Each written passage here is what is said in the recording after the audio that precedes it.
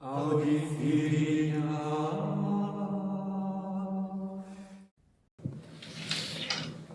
Las dos cartas a los Corintios de San Pablo que tenemos en el Nuevo Testamento se les puede datar entre los años 54 y 56 o un poquito más tarde. Por lo que conocemos por las mismas cartas, la correspondencia de San Pablo con los Corintios fue más amplia.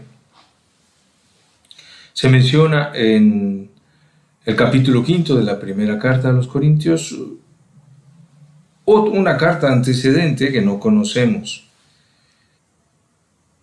Desde Éfeso, Pablo escribe en la que conocemos como primera carta a los Corintios para responder algunas preguntas que le han dirigido y para salir al paso de algunos problemas de los que ha sabido por Apolo, parece ser, y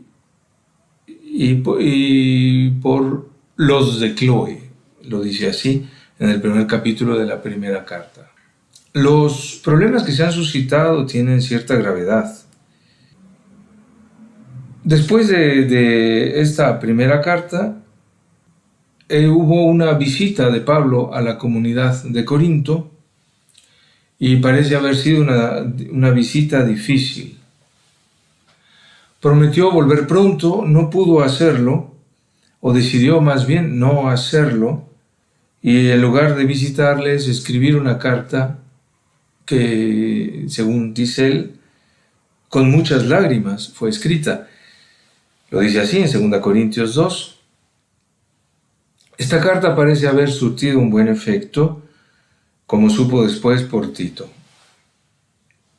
Así pues, tenemos la carta desconocida, la primera carta a los Corintios, como la conocemos, esta carta escrita con muchas lágrimas. ¿Dónde está esta carta? Algunos opinan, y es verosímil que esté sea parte de la segunda carta. Pueden ser los capítulos 10 a 13, que ciertamente tienen un tono de exigencia, en algún momento de amenaza, en los que San Pablo tiene que reivindicar su autoridad apostólica y tiene que poner freno a las críticas que le quitan autoridad en la comunidad.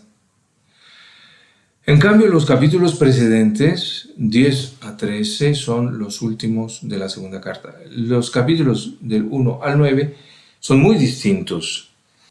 Así que puede ser que 1 a 9 represente una carta en donde hay una reconciliación en la comunidad después de la carta de las lágrimas, que tal vez son esos últimos capítulos de la segunda carta. El orden habría sido invertido o habría quedado invertido. Estas cosas, como ya sabemos, son hipotéticas. Como conocemos la carta, como nos ha sido transmitida. Hay un par de capítulos en la segunda carta, capítulos 8 y 9, que son una unidad muy especial. Son la organización de una colecta para los pobres de Jerusalén. Algunos dicen, bueno, se ve que este es un escrito distinto de Pablo, que ha sido también incorporada a esta segunda carta a los Corintios. Así pues, si la primera carta es unitaria y no hay razones para dudar de la unidad de su composición, en la segunda, en cambio, hay factores que hacen pensar en una composición más compleja.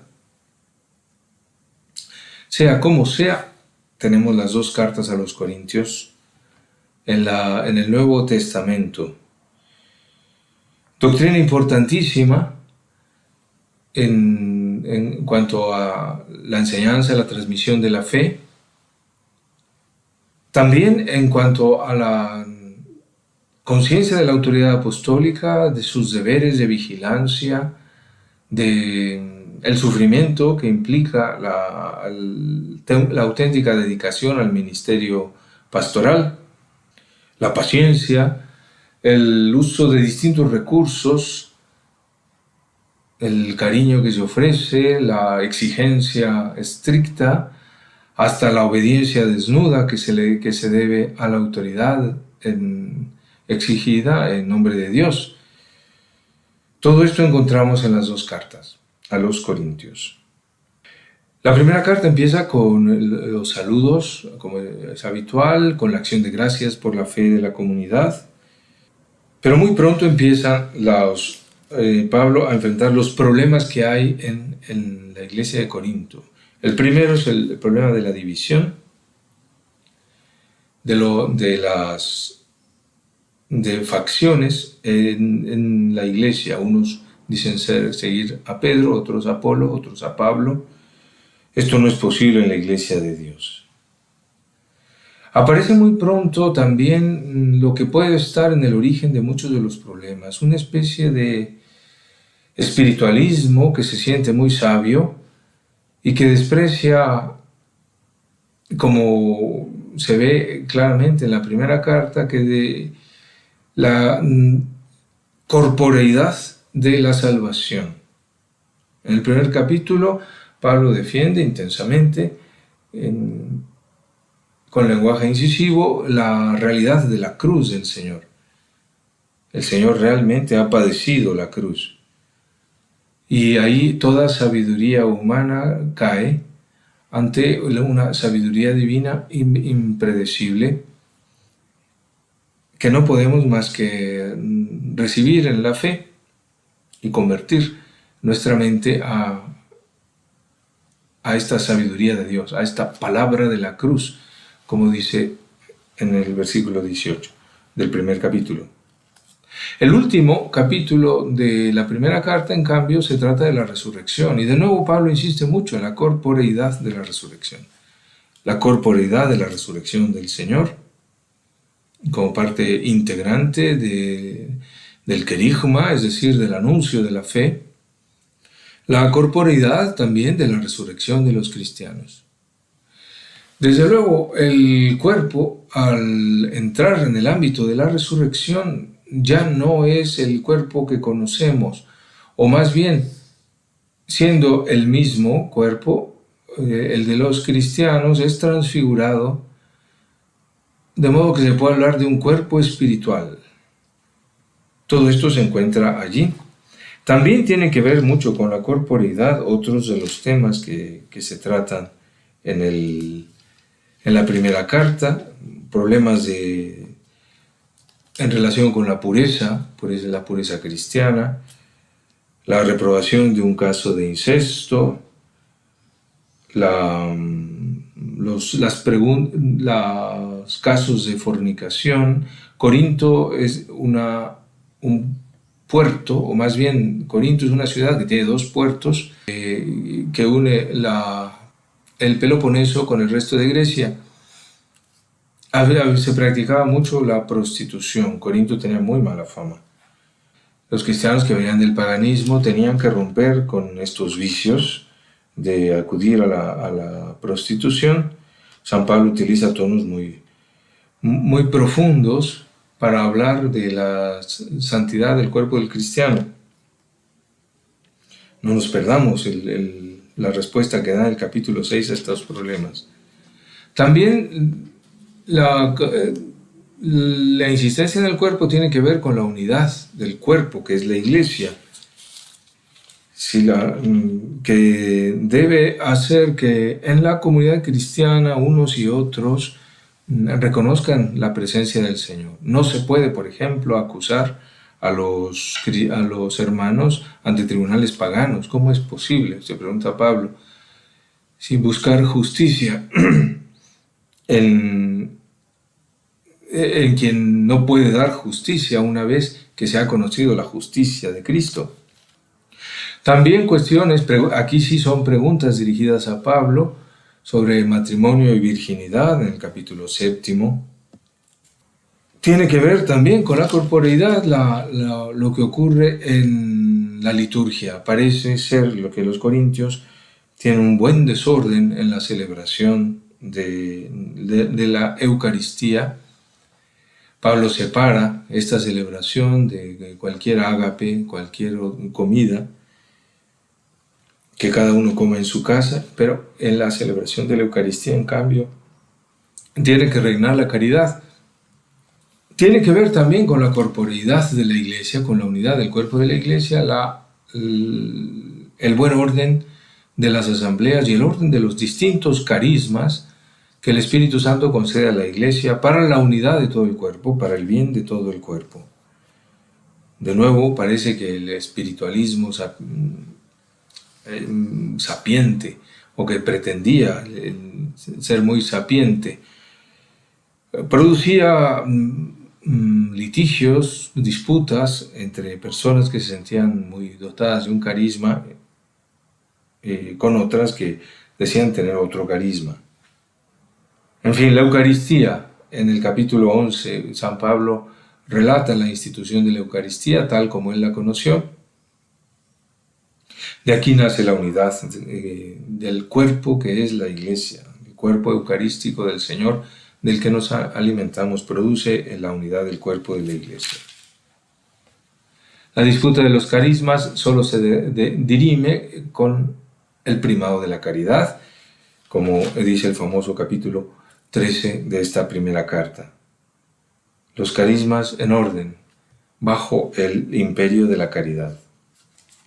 Ya hablamos del capítulo 15, las despedidas finales, los saludos, las últimas recomendaciones, concluyen la primera carta. La segunda empieza también con los saludos habituales, con la acción de gracias habitual, y después Pablo empieza a explicar su actitud con la comunidad de Corinto. ¿Por qué, habiendo dicho que iba a ir, no fue? Cambió su plan de viaje por bien de los corintios. En el capítulo 2, en el versículo 12, empieza una larga disertación sobre el ministerio apostólico.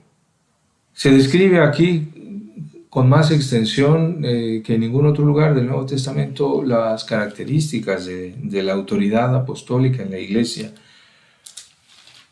Autoridad vinculada desde luego a la vocación divina, al don de Dios, vinculada también a la cruz de Cristo. La forma de la cruz se refleja en la forma de vida del ministro, del sacerdote, diríamos hoy, o del obispo. Pablo no usa todavía este lenguaje. Y después de dar algunas noticias sobre sí mismo y de volver a la cuestión del viaje, de la visita a Corinto, de su postergación, se insertan los capítulos de la organización de la colecta, 8 y 9, de los que ya hablamos. Los capítulos 10 a 13, que como decíamos, para algunos es parte de la carta escrita con muchas lágrimas, es una apología de San Pablo frente a la comunidad. Él se defiende de ataques, se pueden precisar más o menos de qué cosas le acusaban, de ser torpe en el hablar, de buscar la adulación, de adular para ser adulado. Pablo pone en orden en todo esto con mucha hondura. Aquí surge una doctrina permanente sobre la conducta del ministerio apostólico, sobre la gloria del Señor que se busca en todo caso, que debe buscar en todo caso el ministro, ¿no? Su propia gloria. El lenguaje de Pablo es dialéctico, introduce un discurso insensato, así lo llama él. Voy a hablar como un insensato, permitidmelo.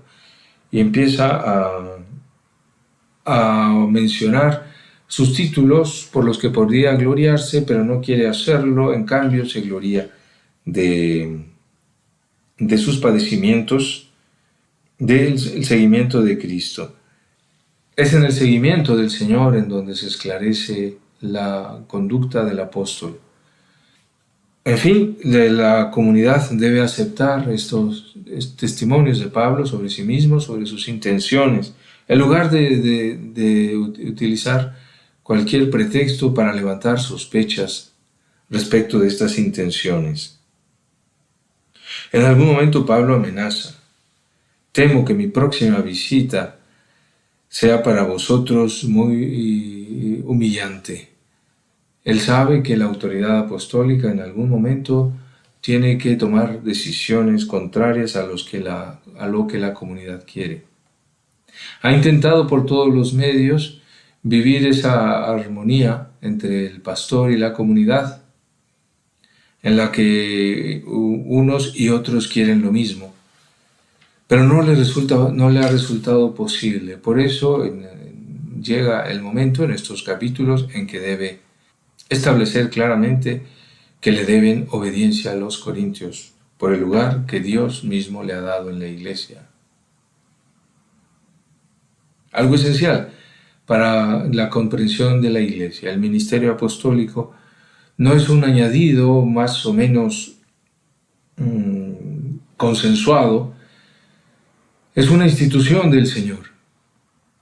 El ministerio apostólico, la autoridad apostólica que puede poner fuera de la comunidad, que puede poner exigencias, es necesario para que la iglesia, que es santa por don de Cristo, no sea destruida por los pecados de los que la formamos. La despedida vuelve a ser cordial, sea como sea que se hayan compuesto estos capítulos. Por lo demás, hermanos, tened un mismo sentir, vivid en paz, y el Dios del amor y de la paz estará con vosotros. Las últimas palabras son muy conocidas. La gracia del Señor Jesucristo, el amor de Dios y la comunión del Espíritu Santo sean con todos vosotros. La Santísima Trinidad, la unión del Padre, del Hijo y del Espíritu Santo, es la única que puede dar a la Iglesia su unidad. Así lo ve Pablo en este final de la segunda carta a los Corintios.